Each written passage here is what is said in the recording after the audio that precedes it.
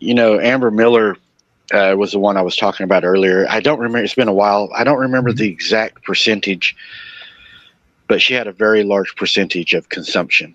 The dogs at the scene were stated in the police reports as they were not aggressive. The dogs were not aggressive. The dogs were seized. Necropsies were performed, and no human flesh was found in the stomachs of the dogs. That pretty much would exonerate the dogs. When you have, I think it was approximately 40% of her was consumed, you would find something in their stomach contents, if not in their mouth, while they done a DNA swab. If I remember right, the physician or one of the nurses in the hospital said that she had so many bite wounds they stopped counting. Right. It was horrendous what she had went through. She, I believe, had either one or both of her arms almost completely removed, and she also had a calf of her leg removed. Which I'm going to assume, which was probably part of what was consumed. Whenever you have something that happens like that, so we know whenever we talk to canine professionals that handle canines every day, know their behaviors, use them in law enforcement, cadaver services, etc. We know that canines do not see humans and do not, we're not predation. They do not see us as a food source.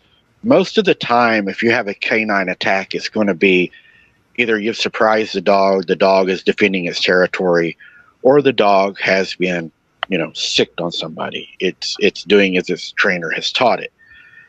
But even while not looking at us as predation, even if a dog was to react out of a territorial protection mode or an attack dog or something like that, you're still not going to get the predation. He's still not going to see you as a food source. In the Amber Miller case, I mean, we could even go out on a limb and we could even say, okay, well, it's possible that if they were attacking her, that you would have small amounts of DNA in their stomach, which I could see that. But whenever you're talking 40% of a human, she weighed over, I would say, 100 pounds by looking at her body. You're talking 40 pounds of her was missing. There's going to be something in those dogs' stomach. There was some things in the police report that did not make sense to me. At my job, my part of my job when I was a captain is I was over 26 officers and 2 investigators. My job was to make sure that their reports, before they were sent in to the judge, that they were correct, complete, and written correctly. And whenever I look at this report on her case, I see things that just red flag me automatically. One of the things that was mentioned was the amount of blood loss she had suffered. She had a large consumption. We know that somebody going through this would definitely be in a severe state of shock.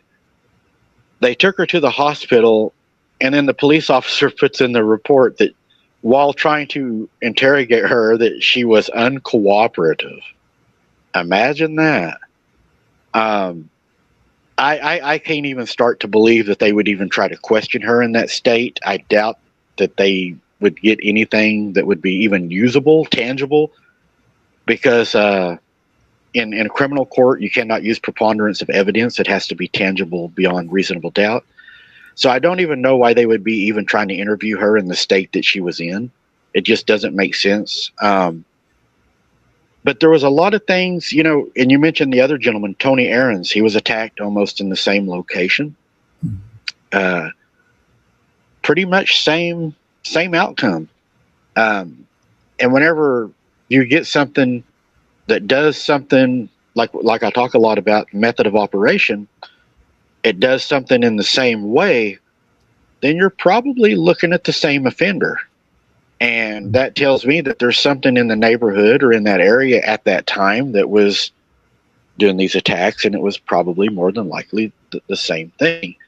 Tony Aarons, if I remember right, he was also a victim of consumption. I don't think the consumption on him was as large as it was on Amber.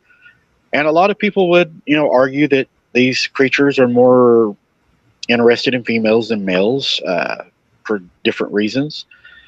But Tony was also a victim of predation, and we know that canines do not see humans as a food source. So to me, that ruled out the dogs automatically whenever I'd read that, because dogs that run free, that are roaming the town, that have access to rodents, trash cans, food, that don't like human meat anyways, they're not going to be interested in a human. A human is not going to be a prime source for a meal.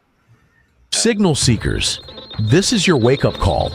You've been hearing it in the noise, seeing it in the static. Are you receiving the frequency? Strange lights, lost places, forgotten stories. The signal has always been there. If you can hear this transmission, you're already part of the signal. Welcome to Backwoods Signal, broadcasting from the edge of reality.